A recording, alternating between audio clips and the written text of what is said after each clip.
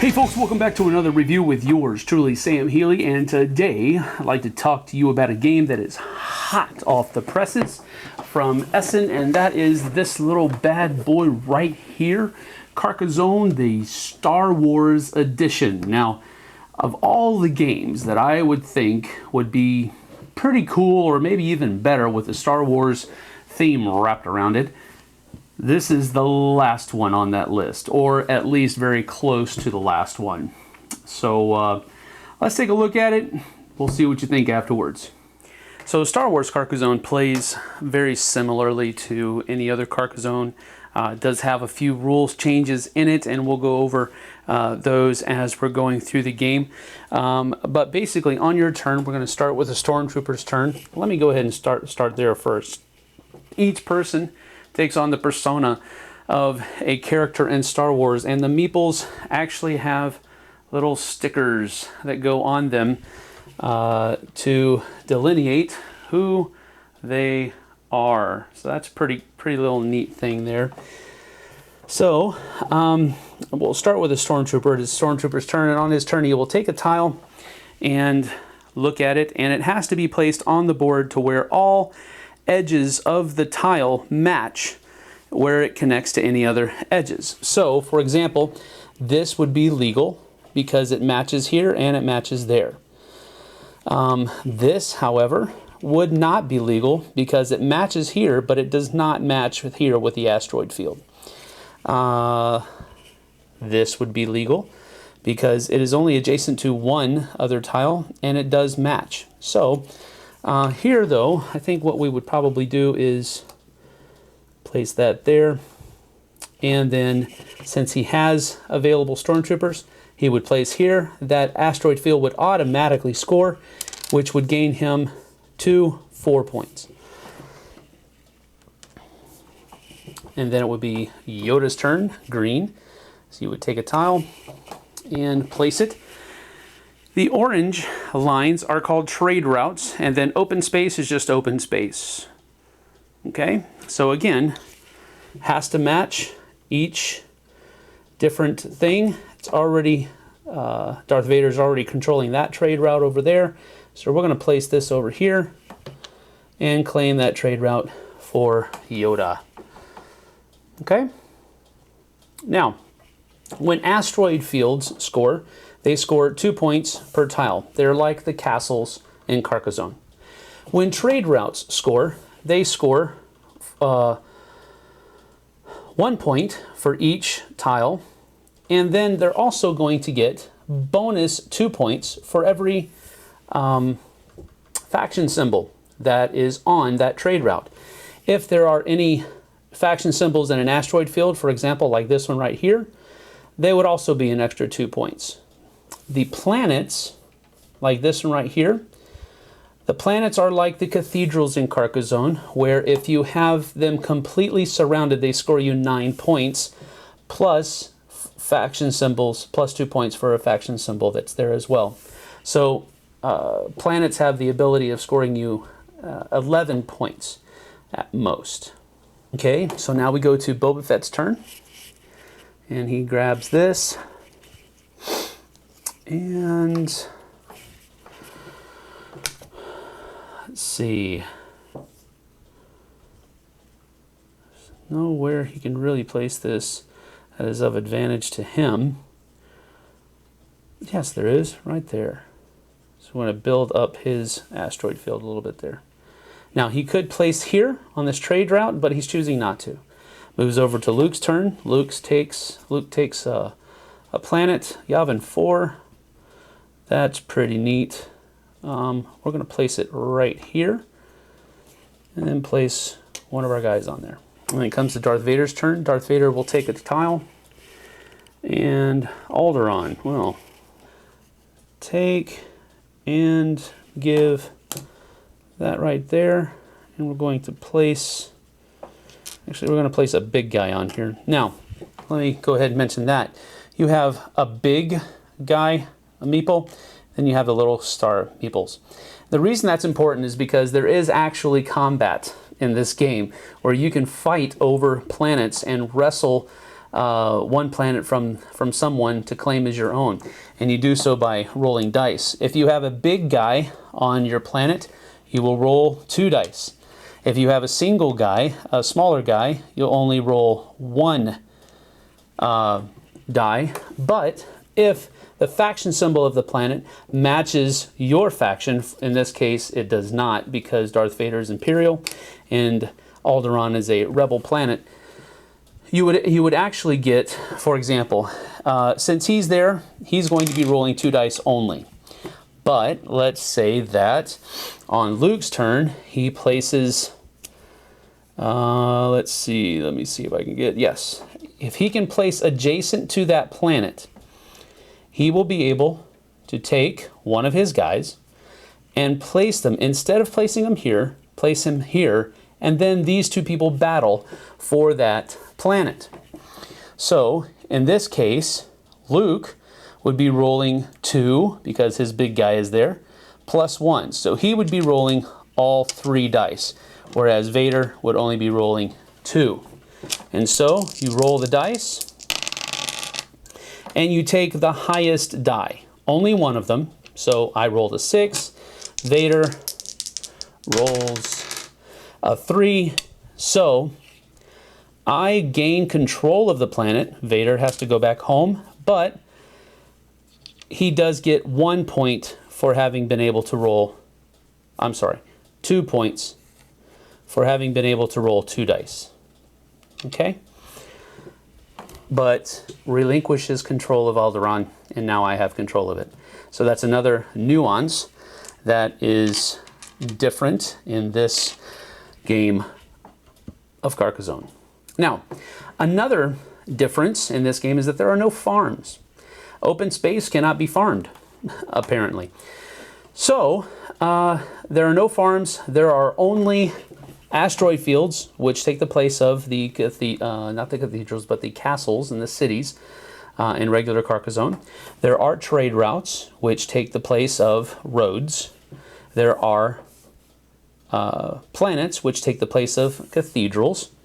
And then there are the added being able to control other planets. Now, if on someone's turn they place a planet, but for one reason or another they do not control that planet, on a future turn, if someone plays next to that planet, they can, instead of be placing here, they can place here and claim that planet as their own. So the game would continue in this manner, with people scoring points. Roads are scored 1 point for each, and then plus 2 bonus points for every faction symbol. Asteroid fields are scored 2 points for each tile, plus 2 points for any faction symbol. Those faction symbols do not have to match your faction.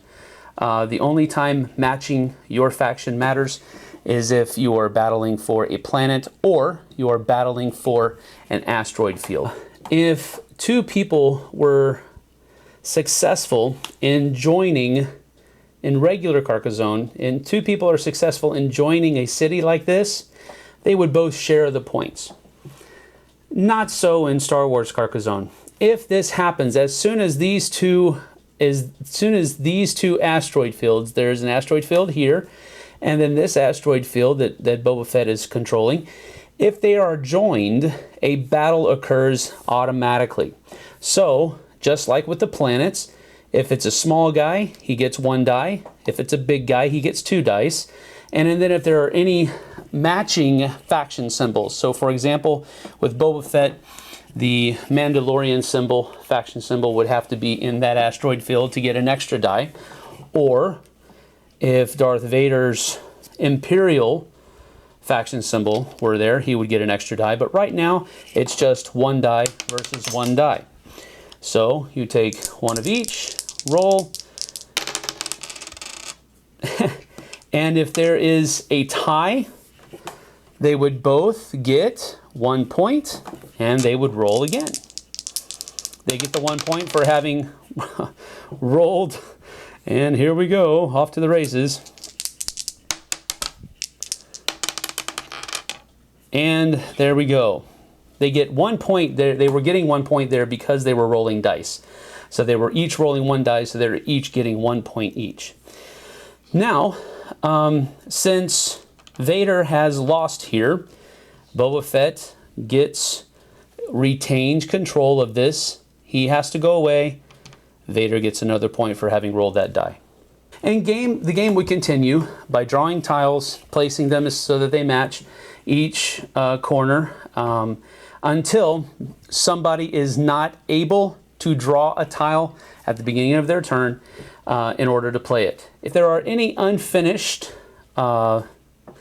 trade routes or asteroid fields or planets, systems, those are all scored 1 point for each tile, plus any faction symbols, 2 points for those.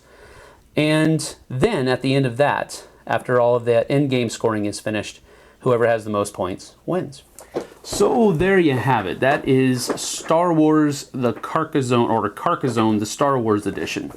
Again, not one of the games that I thought would benefit from a Star Wars theme wrapped around it, but at the same time, why not? Using the trade routes and the planets as the cathedrals and that all that kind of stuff was interesting. And I also liked the change where you could, if somebody had left a cathedral unclaimed, that you could play next to it and then claim it. That's a cool little addition. I thought that was pretty neat that they did that. Now, at the same time, one of the things that I think makes this set apart from the Carcassonne brand somewhat, and I think it's one of the things that people who really enjoy Carcassonne are probably not going to like too much, and that is the battling aspect.